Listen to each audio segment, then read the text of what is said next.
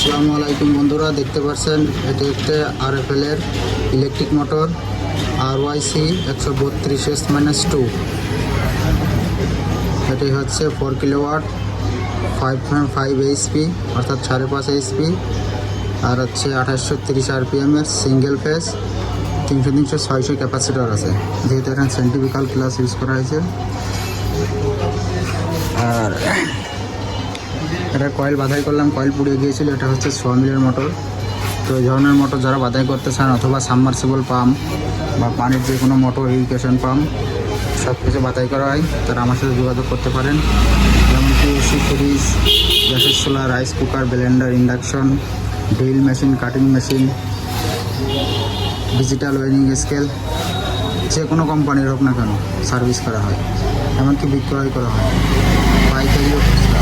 যাদের প্রয়োজন অবশ্যই আমার সাথে যোগাযোগ করবেন। ধন্যবাদ।